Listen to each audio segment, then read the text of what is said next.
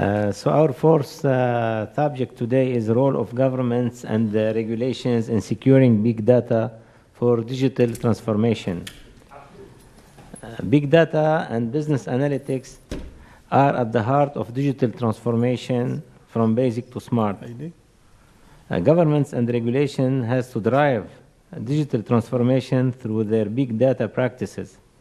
The focus will be on securing big data for digital transformation and developing strategies to address the challenges of big data integration and sharing caused by data complexity and diverse data management. The floor is yours, Dr. Imad Sharif. Well, good afternoon, good evening, whatever you want to call it now. It's funny. I thought I would be the one who would be delivering the bad news today, but I think my friends already did the job. Lebanon has a major problem with data. Lebanon has a major problem with security. Lebanon has a much bigger problem with regulations and implementation of any regulation that's in place. As a matter of fact, Lebanon suffers tremendously from anything related to independence of any agency. Just a quick example, we had the Telecommunication Regulatory Authority in Lebanon that was really designed based on one of the based on best practices all over the world. Our governments, our country has refused to acknowledge that there is something called a regulatory authority that had any independence. Any regulation that you came up with ended up at the end staying in the minister's drawers, and they never made it to actual implementation. Having gone through the whole day, I find it hard now to see what I'm going to talk about except a few things, but I have a lot to show you. Let me just say, there was a question during the last session about where big data fits. At least from a Gartner point of view, that's true. It wasn't specifically mentioned, but it was in the underlying assumption of many of the points that were listed there. There was a report by Forbes magazine where it did identify big data as one of the major items that are considered or to have a major impact on technology, and it is a disruptive technology. A couple of the trends that we need to just be aware of. In social development, we're moving more and more towards citizen-centric processes, simplification. We have an aging society, we have a climate change, and in general, we have social polarization. Any of these items, they could still apply to Lebanon, even though they may be applied in more deeply. Economic development, we see a lot of deregulation, decentralization, liberalization, and privatization. We have more and more dependence on market forces. We have major need for efficiency and effectiveness throughout, and definitely we have a need for speed. We must formulate and implement an e-government strategy as a part of our socioeconomic strategies, and we really need to have it throughout every government and every country. As far as privacy and security is concerned, there is more and more need for openness, more and more need for access to information, confidentiality, and security. And as we heard before, no censorship. People don't like censorship. For example, in Lebanon, we know that we have about 3 or 4 agencies at least that get a hold of every piece of information that's available, at least from a telephone point of view. If they tell you they don't, believe me, they're not telling you the full truth. Or actually, they're not. What they're telling you has nothing to do with the truth. And probably there are 3 or 4 agencies that have nothing to do with the government that do the same. What I call for in general, a little bit more than just a partnership between the private and the public, or PPP as they call it. I call for more multi-stakeholder partnership. So let's call it, from where I'm sitting, it's multi-stakeholder partnership. And multi-stakeholder, I do include the academicians, I do include the civil society, I do include the technologists in general. And they, in my mind, it's the days of having a government dictator policy are over. They may still be in the Middle East, and this is why we have the Arab, whatever it's called nowadays, the Arab movement that has happened and that's destroyed the area so far. But in general, it is time where multi-stakeholders work on the policy making, policy enactment, implementation, and control. There is more and more demand for citizen right and engagement. We talked about openness, transparency, access to information. And with the fast advent of ICT, emergence of smart or e-governments, there is more intersectoral, multi-stakeholder governance is harnessing new ICT tools, and e-government and ICT have become an integral part of sustainable development. You know, they have ease of use, and that's why e-government or the government use them. ICT centricity for citizens and community knowledge and skills. Big data and cloud computing technologies increased, and we have intra and inter-department communication are necessary. Examples that have been given so far throughout the day, especially during this session. ICT and big data are key engines for e-government. We know it by now. And e-government uses ICT and its data to facilitate government's interactions and increase transparency. For accelerated administrative and political reform, we need visionaries in our government. I really would like to give the example of UAE. I mean, I've heard about Estonia, but from a visionary, I really believe that what's going on in the UAE is really visionary. We have visionaries that are running that place, and it is powered by passion. It is fully implemented. It's not stopped by any, troika or troika, whatever they call it nowadays, and it's spurred by the right conditions. ICT offers government an effective platform to do that. We need to take advantage of the ICT-based opportunities to offer better services to the multi-stakeholder environment. Government, if we talk about e-government offers services internally to its own agencies, governments in general, especially e-government, they offer it to their citizens, to their businesses. Businesses, as a clear example, Wizarah al-Maliyya, Ministry of Finance, for example. It deals with businesses and with consumers and customers. Actually, we need at least to higher standards of living and improved sustainable country competitiveness. Believe it or not, countries that do not work for their competitiveness through improving e-government businesses and services, they will fall behind quickly. And this is why we're moving quickly from 31 to 89, and just 4 years. Give it 4 more years. If we continue to be the same, I don't know if we'll find anybody behind us. That's not the right book. Oops, okay. Let's see. It does accelerate progress in education, transport, as was discussed, health, broadband, and others. Broadband is key to the whole thing. We heard about the complaint about the telecommunication and the internet. It's a shame that we, 15 years ago, we were the first in the region. I believe now we're about number 15 out of 16. With ICT, that enables and catalyzes sustainable economic growth. Data is at the center of it, and we heard a lot today about the data and where we are. We need a digital strategy. We need to make sure that the government has to be the lead in making sure that there is collaboration and partnership. It is the responsibility of the government. I'm not saying that the government should be leading it in such a way, but it could nurture it and it could put it together. Integration and interoperabilities are required across government and its agencies. We need to make sure that we are formulating and implementing or upgrading our governance strategy. We need to re-engineer the processes. We heard it this morning. It isn't enough to just take the processes as they are today and write an application about it or put a process on the internet and make sure, if we go back and cry about what's going on in Lebanon in some of our agencies, I'm sure we don't finish today. Financial and administrative services, education, this is the list of things. We deal with many issues around the world, with food shortages, environmental concern, unemployment, and we heard today about unemployment as one of the major examples.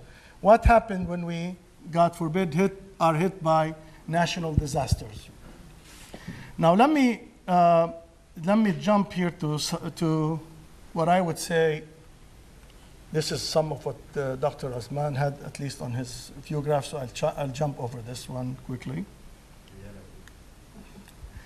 Can organizations survive a poly-cyber breach?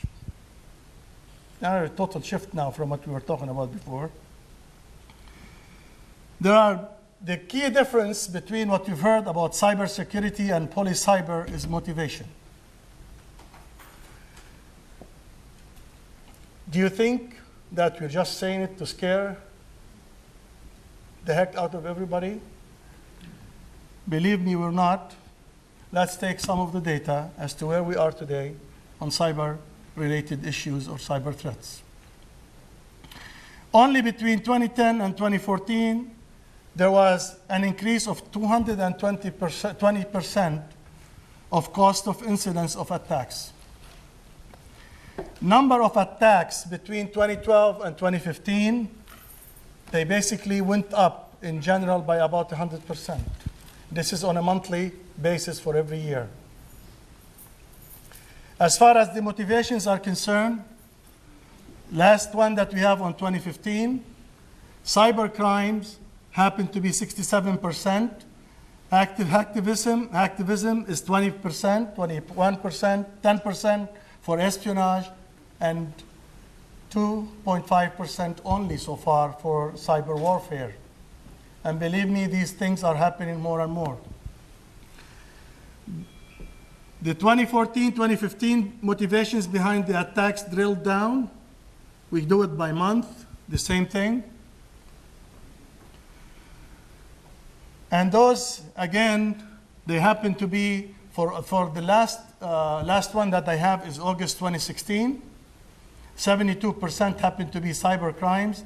And as we could see, cyber warfare has started to increase, 4.3%. Attacks vector. If you want to look at what type of attacks we're suffering from, attacks hijacking, targeted attacks, defacement, database misconfiguration, and this is why security for the data and big data has to be prime. There are top 10 attack techniques. One of them is unknown, which is disastrous, it's scary. The biggest one, 25% is unknown. They still don't know what the attacks are caused by. How are they done? And the other thing, I'm going to save you the other technical terms. The targets, industry happens to have about 28%, single individuals about 21%, healthcare is about 7%, and the list goes on and on. It's touching every industry, every type of organization, every type of people, every country. And as we heard before, we may, to some extent, be blessed by the fact that we don't have too much to worry about as far as data is concerned. When you look at this list, by the way, I'll pass this point now. When you look at this page, you see that with those types of attacks, it would be hard to talk about security, especially as the effort of small organizations or small corporations. That there needs to be a multi-stakeholder activity that is gathered or at least supported or nurtured by the government to make sure that they are able to provide the country with secure data and security of their databases. Small organizations, individuals cannot afford it.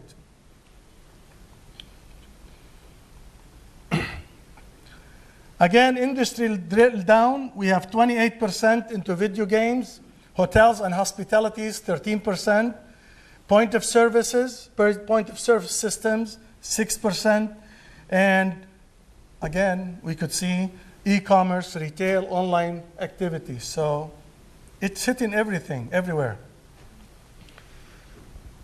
Well, as far as organizations, it attacks sports, nonprofit organization, political parties, broadcasting.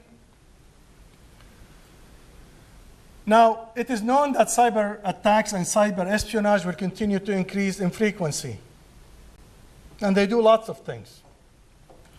Types of cyber attacks, espionage are mainly states affiliated. 87%, on organized crime, 11%. Attacks on IoT devices, and we hear a lot about IoT going all over now, will increase rapidly due to the hypergrowth in the number of connected objects, poor security hygiene, and the high value of data on the IoT devices, and the low security on those. Data privacy continues and will continue to be under threat as governments and businesses grapple with what is fair and authorized access to personal information is. I could tell you, I was on a team established by the Lebanese government to put together a cybersecurity story or a cybersecurity plan. We established it in 2014. I'm sure it's in three drawers and 4 shelves. It's on 4 shelves. And I'm sure it's not valid anymore. Privacy.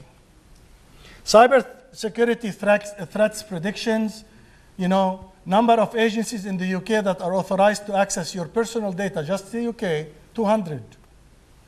50,000, the number of internet police monitoring internet use in China. $77.26 million American company Axion makes out of selling data every year, and the list goes on. Children and young teenagers who aren't aware of their privacy being violated are posting so much information about themselves on the digital sphere. Data companies are searching for the very depth of the digital world to dig out any information available about people. If strict regulations and real enforcement aren't implemented, nothing will be private unless a human is completely locked out of the digital world, and we're not going to be locked out of the digital world. There was a question earlier today as to what are we going to do with privacy.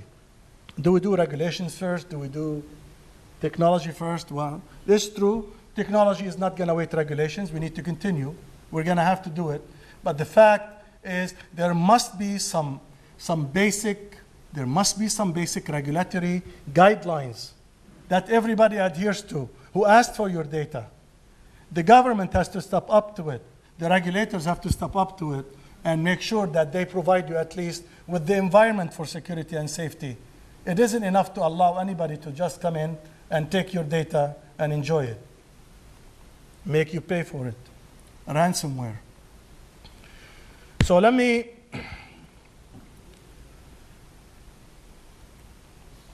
just go to some of these items. So the question is, can we survive it? Just some of the things that happen now, yes, more or less it's called cybersecurity. Now let's go a little bit about terrorism and stuff like that, because eventually this is going to be a big problem with big data unless it's handled by the group of stakeholders, including government and everybody else that we've mentioned before. Terrorist group, this is from the Telegraph News, terrorist group acquiring the cyber capability to bring major cities to a standstill, warned the GCHQ chief, Robert Hannigan.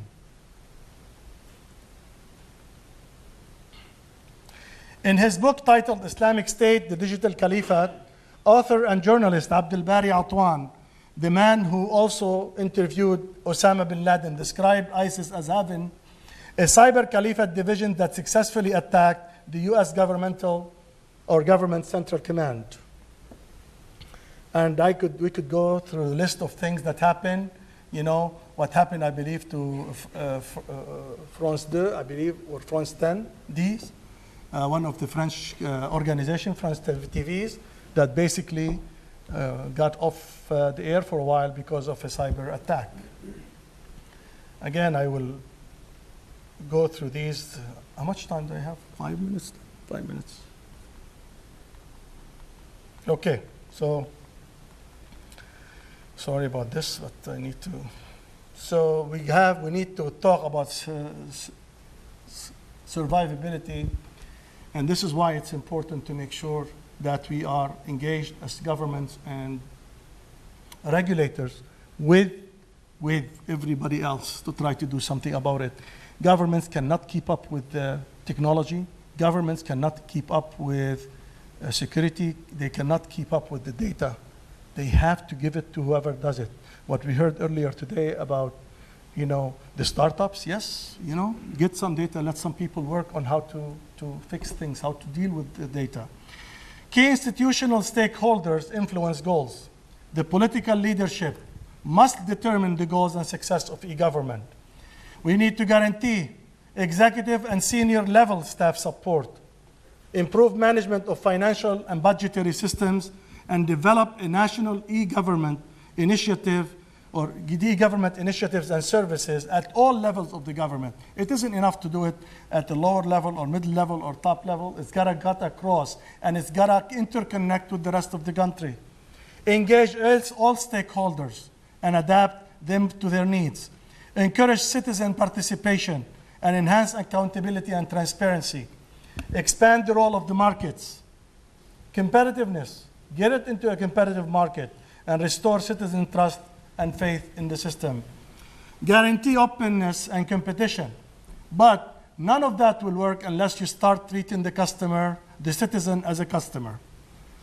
The citizen is a customer, believe it or not. So we don't say it's your boss, but it's okay. We engage even the multi-stakeholders in political, social, and ICT governance policy to improve services and value creation.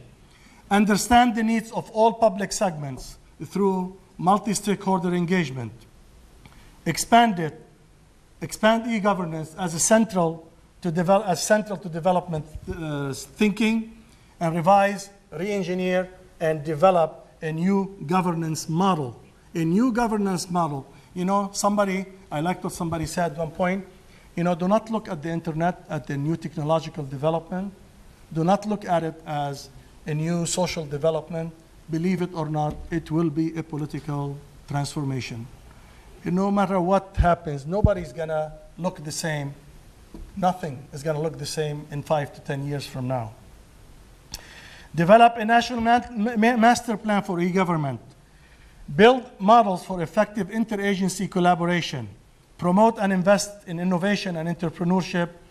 Establish system development practices from other government who implemented e-government activities and platforms, and consider business process re-engineering as key. One more view graph. Definitely we could talk about awareness. Keep in mind that small businesses and citizens cannot afford to secure ICT platform without government help, leadership, and engagement. We need to provide a secure experience for all web visitors by developing secure e-government services, data security, and disaster recovery plan. We need to engage in and coordinate a multi-stakeholder platform of citizens, technologists, vendors, academicians, civil societies, and private sector to, 1, raise confidence through electronic signatures and associated legislation and implementation. Provide free unabated access to and exchange of information and guarantee data security and confidentiality. Establish a conducive environment for the development of secure applications, services for government and private services. Protect the digital transformation and digital data platform, big data platform, and ensure platform component security development. And thank you.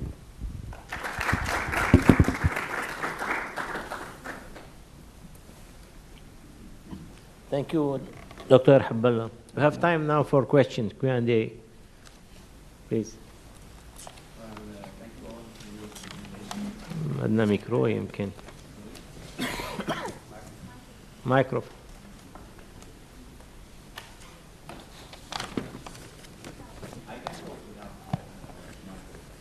في مايكروفون نعطي. have two questions, one to Mr. Hatouch and one to Mr. Mutran. Well, I was surprised by your presentation, Mr. Hatouch, so it gave me the impression having more roles in Lebanon. Hope that all municipalities operate as roles. Well, thank you. So you mentioned in your presentation that you use the predictive analytics. Well, as my background is in data analytics, I would be very curious if you can give me like an example or a concrete example on how you apply the predictive analytics in your municipality. This is a question to you. Now the question to, I don't know, you can think about the answer while I'm asking Mr. Mutran. You can answer if you have the question, if you have the answer. Sorry. Well, it's about your traffic management center. Okay, I think it's a good idea, but sometimes I find that informing drivers only about congestion, so it's not useful for some groups, particularly those who are stuck already in the traffic, telling them that there is a traffic or congestion and there is no alternative to guide them, so it will not be helpful. I would like to ask you have you tried, for example, to use big data to identify some factors or variables that can affect the traffic congestion, and this will help you to work on reducing actually the traffic in the future. Just to be clear and transparent, we are implementing right now the solution. So technically we're using a Microsoft product called Power BI that generates reports. And I told you about the 4 systems we have, or 4 solutions.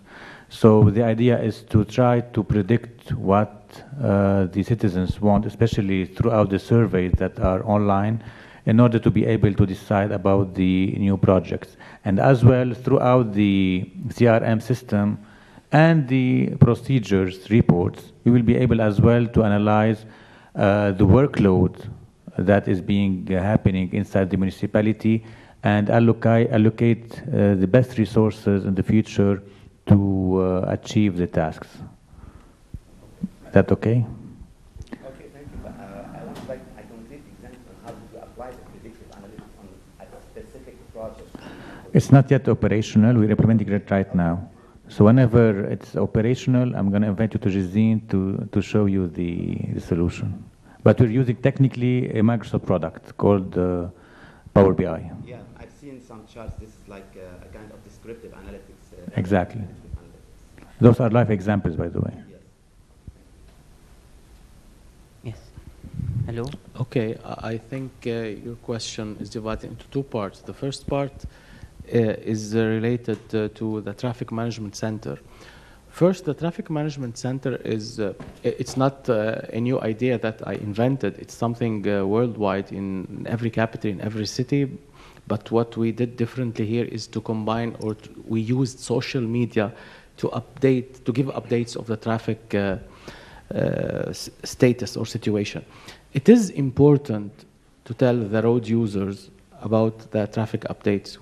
We cannot say it's not important, because maybe what you meant is when to tell them. I didn't say that it's not important. Yes. For some groups, sometimes it's not useful.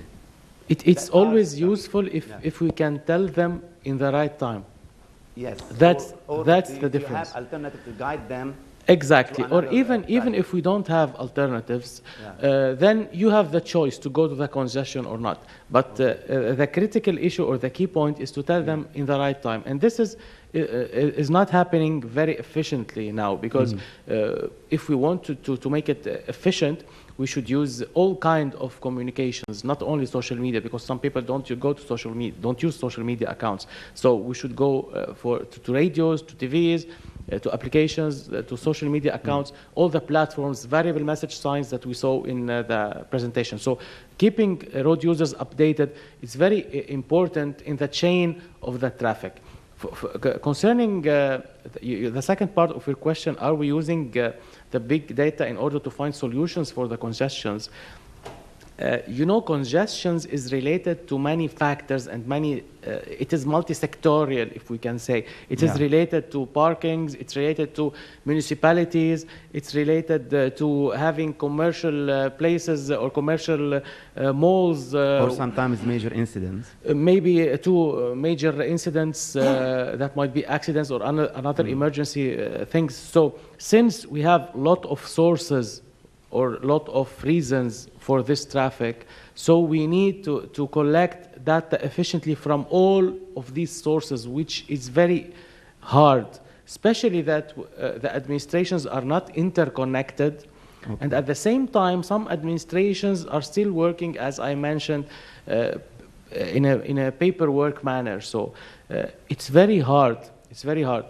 Even if we know the problem, we cannot evaluate it, and we cannot estimate its balance in the whole image. So for example, I cannot tell you now what is the percentage that the lack of public transportation is in the congestion. So you don't document the causes of traffic in your TCM, for example? You don't store it as a database or? Storing the reasons or saving the reasons, you need to know the reason. When you know the reason, can you calculate it? This is the question. It's not something easy. Maybe a simple calculation, for example, is what you mean. So, for example, we have 5 congestions today because 5 vehicles were out of order on that road. No, if you base your conclusion on historical data, and we are talking about big data, like through, I don't know, different years or many years, so we will come with a solution. So you will know how to identify some major factors. It's not well processed. Okay. Maybe we give an opportunity for other question, please. Yes, please. Test. Okay. A question also for Mr. Harfoush. So you mentioned that the citizens can start their application process from the mobile and all the way to issuing the certificates. So how would you, in this case, don't you need any signature from these citizens, and how would you overcome this challenge? Very good question. As you know, it's been like 20 years I'm hearing about legalizing e-signature, and it's not yet there. So hopefully with the new government and the new president, it's going to... 15 years. Okay. So hopefully we'll have it this year. We bypassed this issue by doing an agreement with Liban Post. So all the process is happening on the internet and through our system, which is based on Microsoft SharePoint as well. And at the end, a citizen can, if he's living, for example, in Beirut and he doesn't want to go to Jizin, so Liban Post will go and deliver the certificate or paper issued by the municipality to him at his home, okay?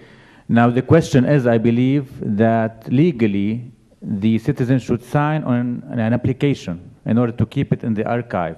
So Liban Post won't deliver the paper unless the citizen signs, okay, when they are delivering the paper on the application.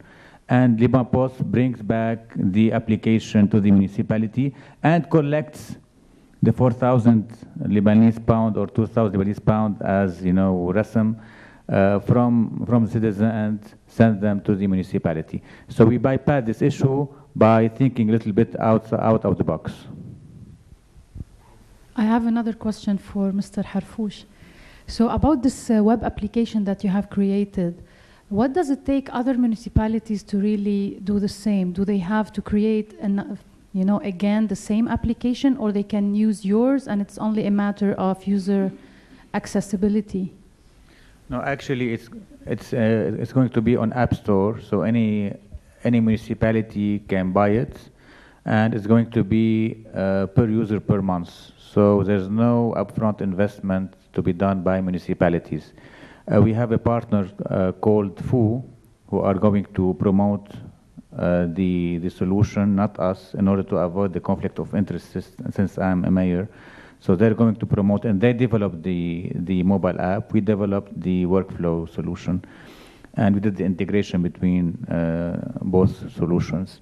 So they're going to promote it, and the pilot we're going to do it in Jizine to test it and to adjust it before launching it publicly.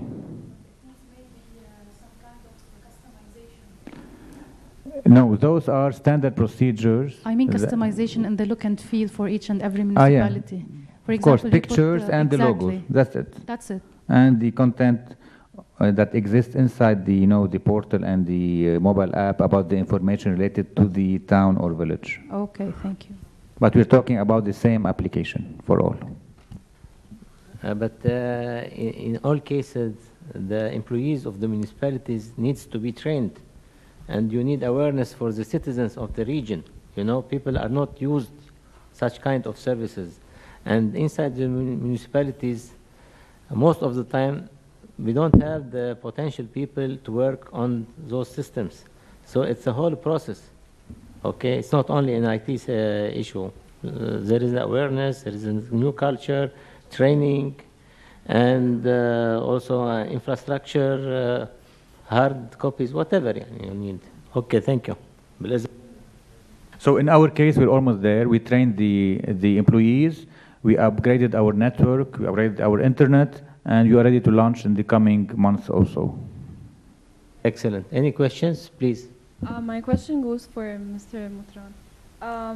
You talked about, is the traffic data utilized? Like, do you have predictive, or is there a plan for having predictions where traffic is, or the reasons behind it, or maybe collaborations with بركة درك to moderate traffic in different places. يعني هلا there are known places when في traffic الصبح مثلا. The reasons why some people cut you off, some people decide to make some extra lanes. There are main reasons. مرات بيكون في درك بس إنه in the wrong places. صراحة بالنفع على المطار بالنص أوقات بيكون في درك عم بقول لك امشي لقدام. بعرف. ايه انه مرات الدرك هن المشكله.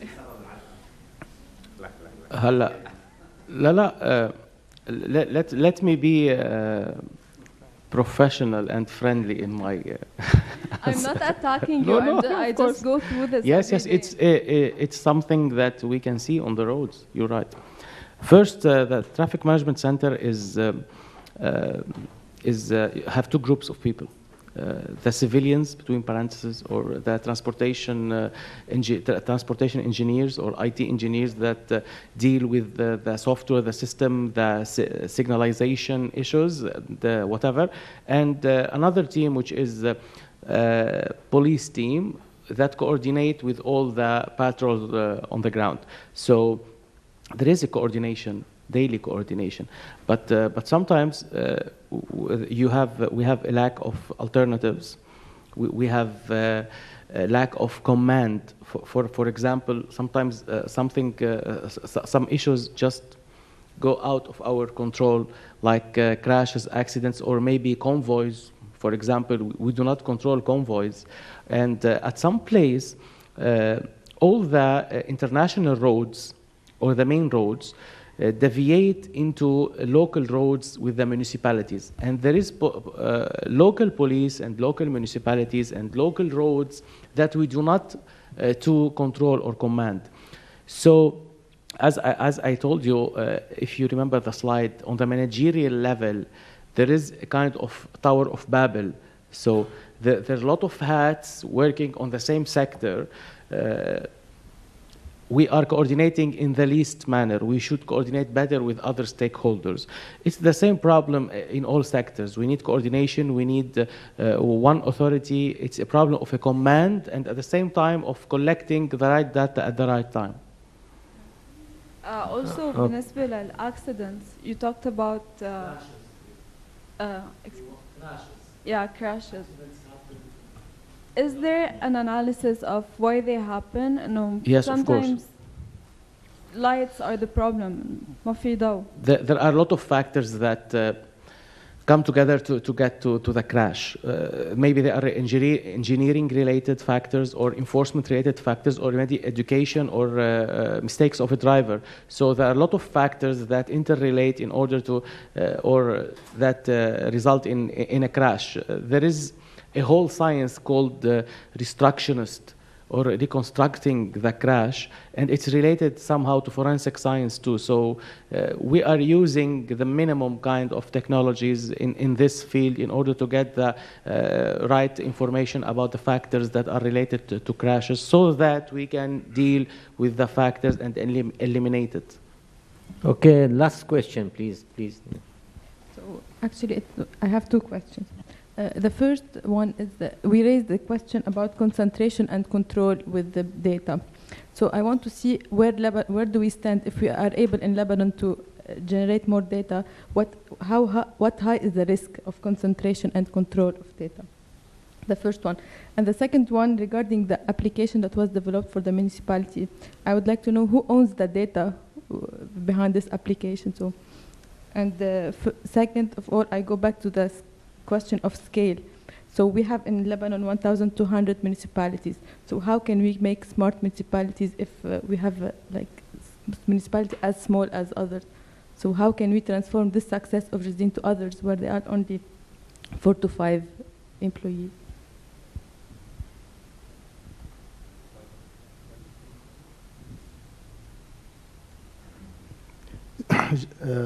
Just to make sure I understand the question, are you asking what's going on as far as command and control for the data, if it's somewhere in Lebanon, or?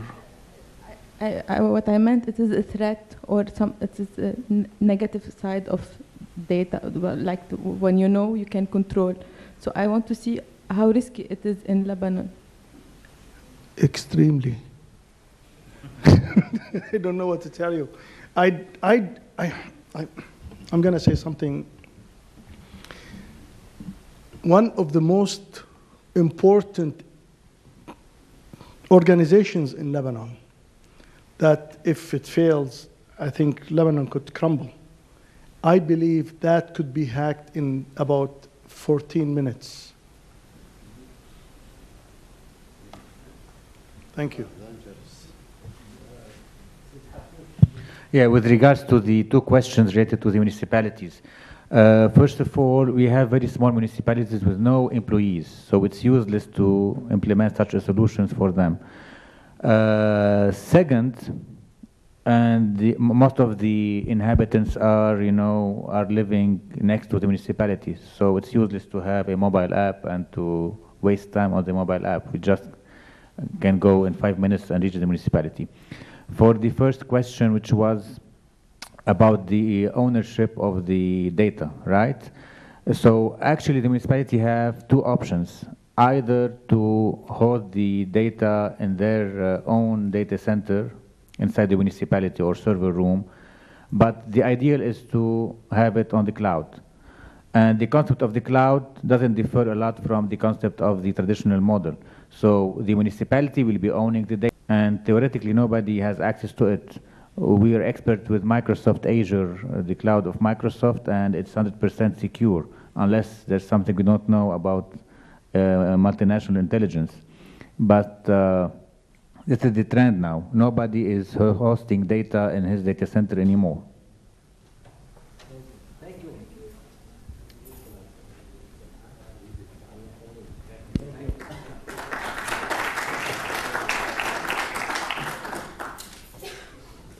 Thank you. Thank you. So this Thank you.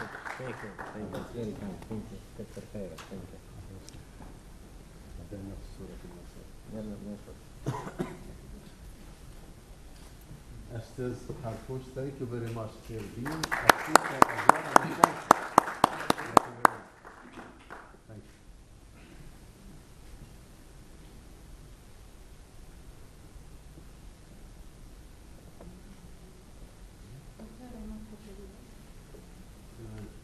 Doctor, مبروك.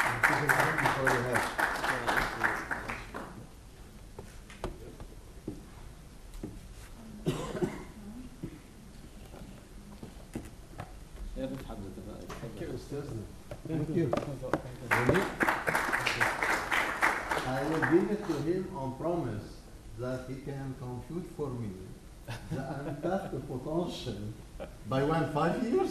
No, less. Thank you. بس بدك تعطينا صورة كلنا بخمس ساعات. لا هسه بدنا خلص جيبوا خلص مقارنة كلمتي جيبوا اليوم مين لسه؟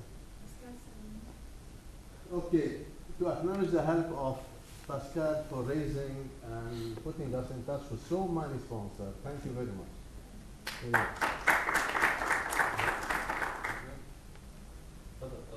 And this is for yourself.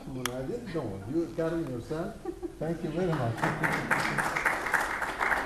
And to whom that one? For you.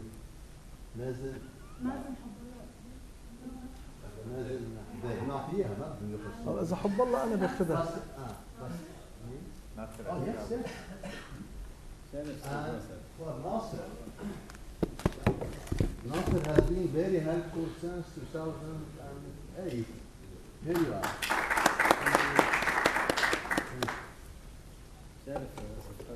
سيبنا شوي هيك تفضل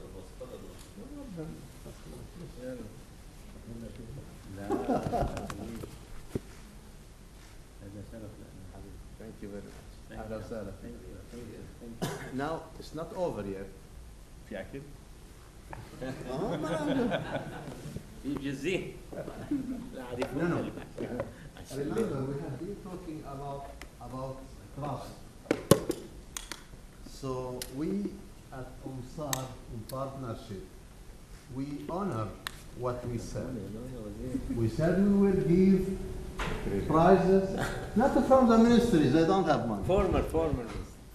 We are, since we did 2 projects, one of them from EU, one of them is called CEAS, Citizen Evaluation Approach. So we are evaluated e-government services from the user end. When we did the research, we found there is another story. There are provider end. So we went to Qatar Foundation, we get another $1 million. So to have a 360-degree evaluation of e-government services. We allocated some money for promoting awareness about e-government. And for those who cooperated with us, we said, if you fill your questionnaire right, we'll give you a gift. And now you are late and you are seeing the gift. So we said, we are going to be generous with you, so you can come next time. I don't know, next time we may give you a scholarship to study at IUB. So there is actually, we're here on the web, and this really I encourage you all to do. So your opinions matter to us. What's in it?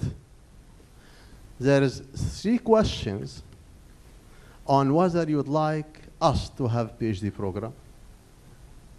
And another question, what's your opinion about running the conference?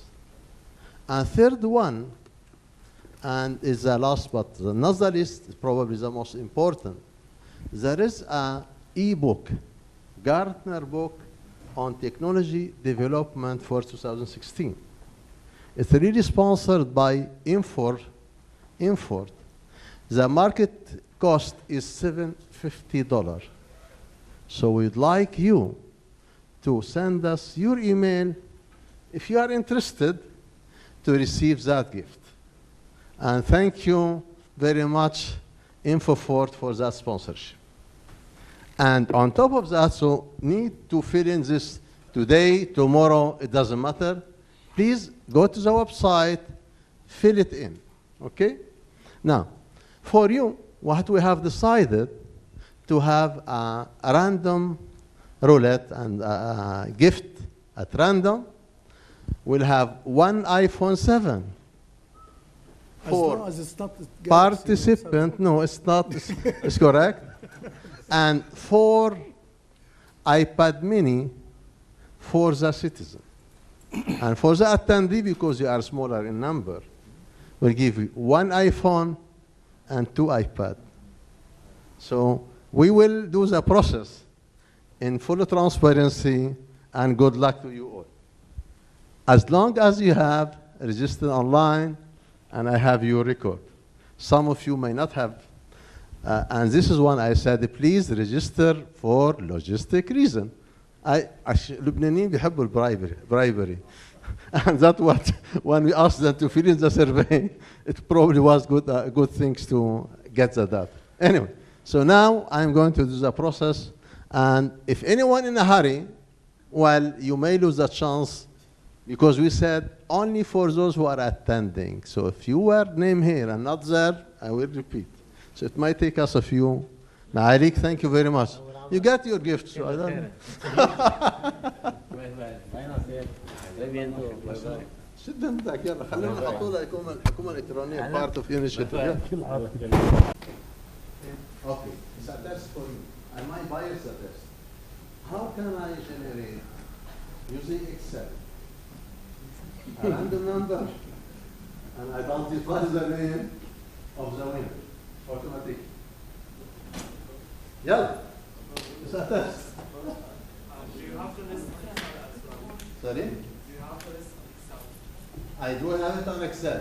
Do you want to volunteer to do it? So this would be a kind of transparency and learning.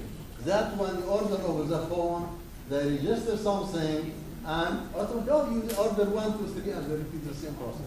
So let's do it on the system here. Oh, well, I have to use this one anyway. No, for those who are in a hurry, we start with the audience here. And then we carry on in case you would like to leave. So we'll start with the attendees of here. So it is complete list of family names. So we have around 260 participants registered online. So can you tell me the process as quiz, and I do it myself, you know? Basically, you create a named range and use VLOOKUP and draw a number, check it, and release it. Correct? Different approach. Like you lost. Anyway, so I will do it for full transparency. Okay. خير تساعدني معلش. So basically what we are going to do, I highlight, because what matter to me, I need to get an ID number, insert 1, 2, and then in this case highlight them together. It may be a teaching lesson as well. So I drag down to get an ID. Okay, so here we have, okay, 248. So what I will do, I will move, okay. Isn't in the part? Oh, yeah, correct. Okay, correct. So now I highlight this as a block. Okay, so I need to here, VLOOKUP here equal VLOOKUP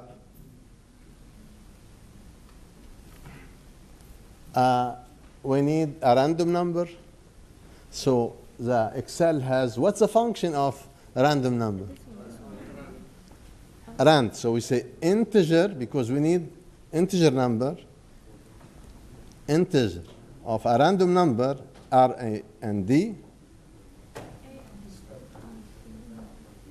Bracket. And what else we need? Now, we generate a random number between 0 and 1. This could be point something, 0 or 1, doesn't have. So if I need a random number between A and B, what I would say, A plus B minus A, that the random number. So give me an integer number between the 1 up to 249. So this is actually, so in this case, I have to say here now, equal, the smallest number is 1, plus the difference, which is 249 minus 1, will be 248. So 248 multiplied by the random number. So this will give me integer, okay, comma. Where will it search this one? It will search it in the range from here until, it's a teaching lesson for some, I'm sure. This is how they do it, automated, but I did not have time.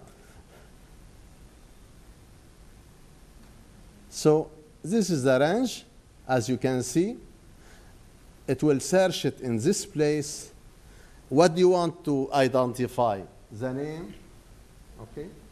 So probably we'll get the first name or the family name. So it report, sorry? Let me see if I can say, but in this case, or probably the first, it will be by name. Let's say, pull let's say by, by report the second column, and we need true or false, so we assume the default exact one, and this end of the story. So let me start. You enter too many arguments, so something, sorry? So too deep. Here the random is don't need value, you need the rand. Probably there's no here, or maybe missing one. Okay. No. Huh?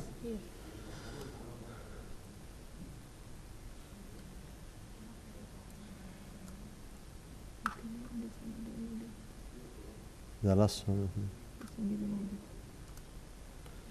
Let's look at, so Georgie is the one who won, but the question I need now to find the cell. So it's better to generate the random number and then search for the name. Because otherwise, who is Georgie?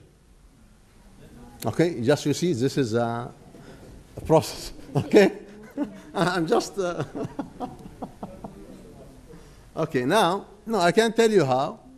Inside the formula, put it outside, then fix the number and search for it. That will give me the raw number exactly. It's Georgie Aboud.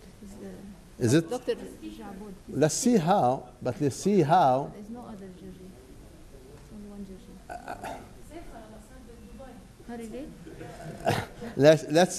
Let's do it something, have the number, and then we search it visually.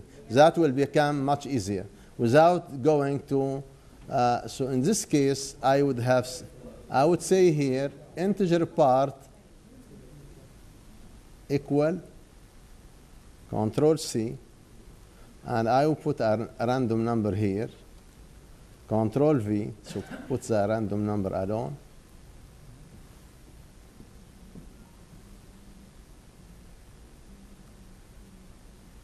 So I haven't worked with Janasib, but let me check now. So here, equal.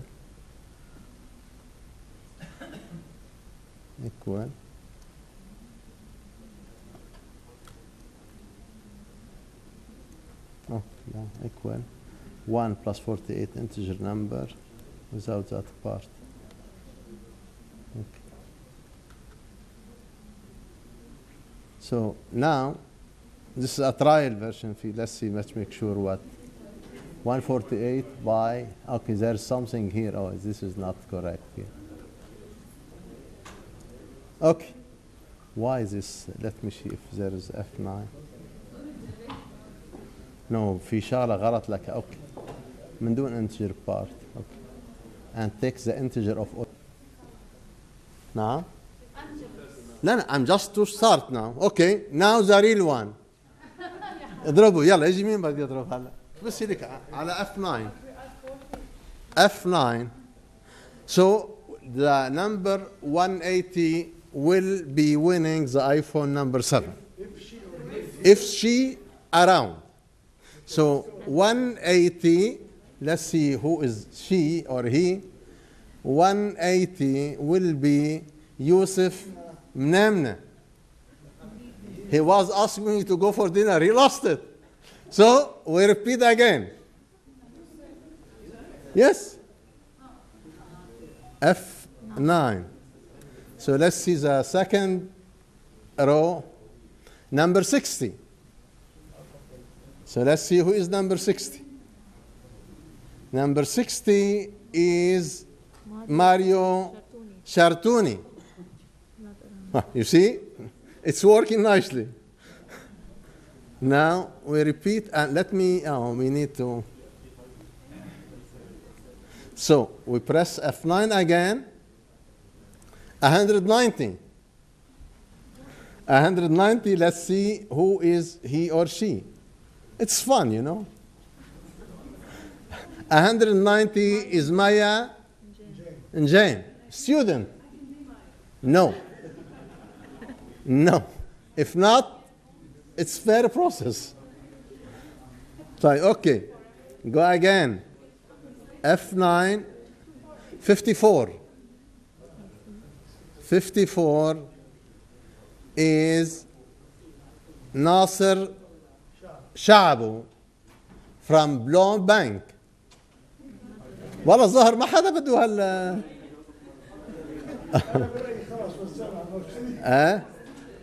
still around كلهم بدهم. I have not enough. 100. 100 is Mario Georgi Sarkis. بنك عودة. F9, 188. 188 is Zalfa Nassar. Well, F9, 204. 204 is Maisa Safar. Well, you have present. Well, is this a fair game? She did not touch it. It is a fair process. Mabruk.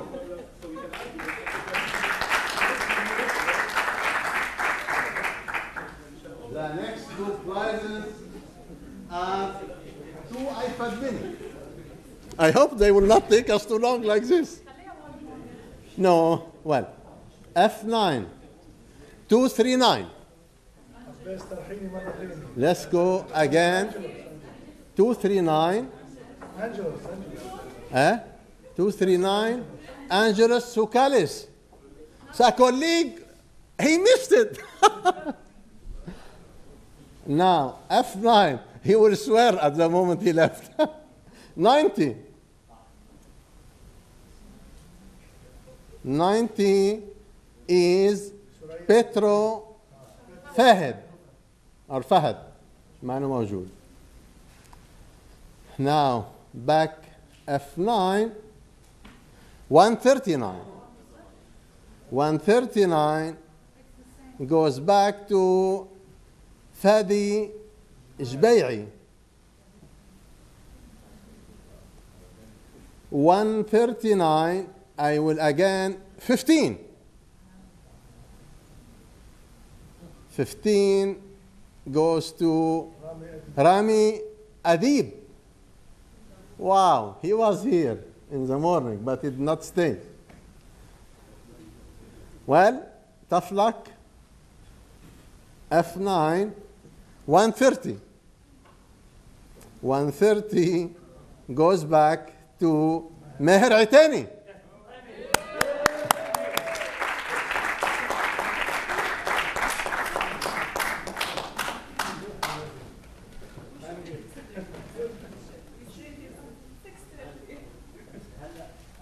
Thank you.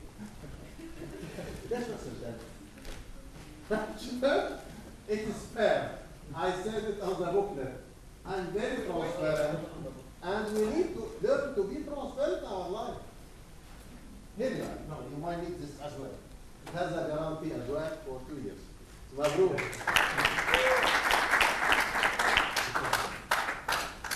Now, we still one more for the audience.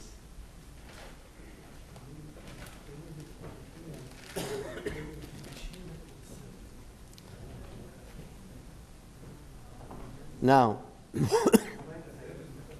if the last two, it will be easy. 59. Oh, it's 58. 58 is جين شمعون. ما أنا موجود.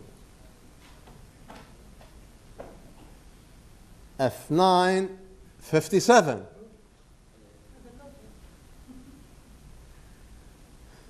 عصام شالوحي. He is, well, he was sick, he apologized, but no petition. I told me I am sick, I have to go to hospital. Tough luck. F9, 193. 193 is Ibrahim Osman. Well, you see, it's very transparent. It's not there.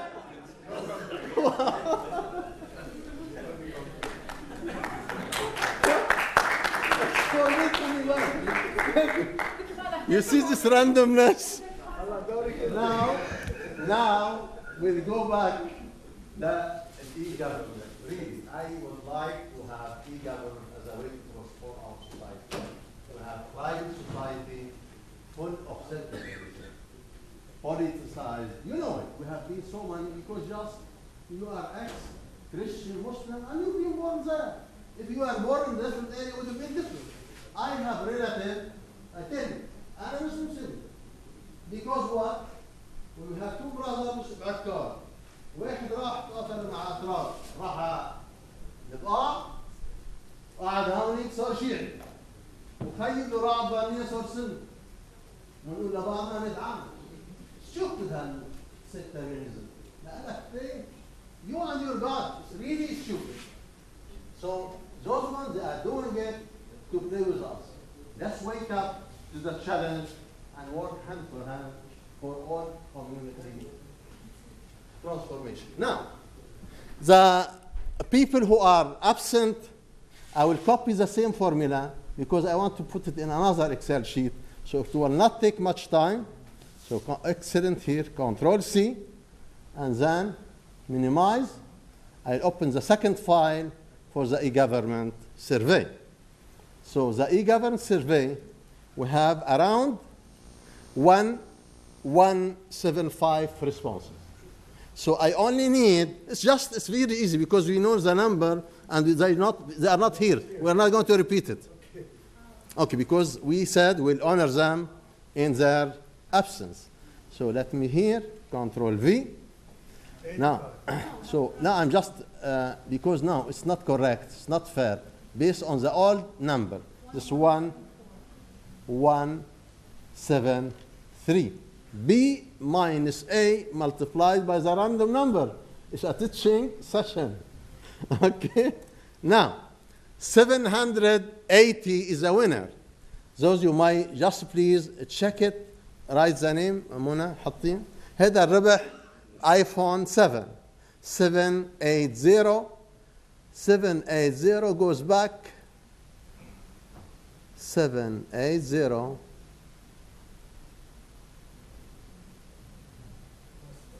780 goes back to Ayman Lama. Ayman Lama. I don't know him, but let's record the name. تفضل. لا 780 ما ها؟ لكن 780 I'm sorry. لا في اسمان ظهر اخوه ايمن يوسف وايليا لا 780 لمع ايمن ولمع ايمن. So they are واحد لمع واحد يوسف لمع. So 780 هذا هو واحد. هون هذا النمبر is the code not the row line. Okay 780 اسمه ايمن لمع. التليفون نمبر تبعه 03 674 178. He is the winner of the iPhone 7. Now, let's go back to the other.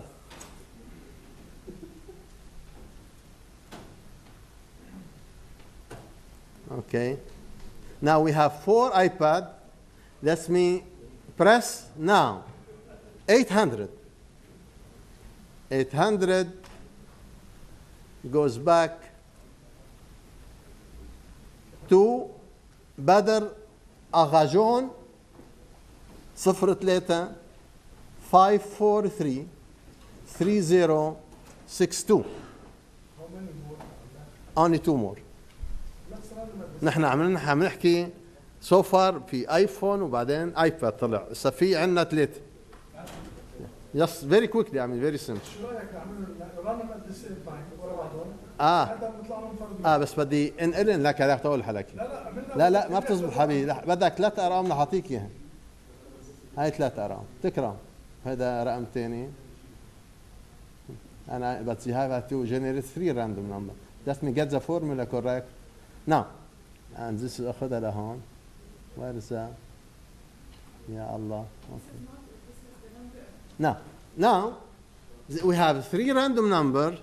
Let's press them together for the 3 remaining iPad mini. 1, 2, 3. 128, 788, 600. Let's see who are the winner. Okay? So حقيقة أنا مشان طلعن أنا مشان أنا أطلع لفوق للسكرين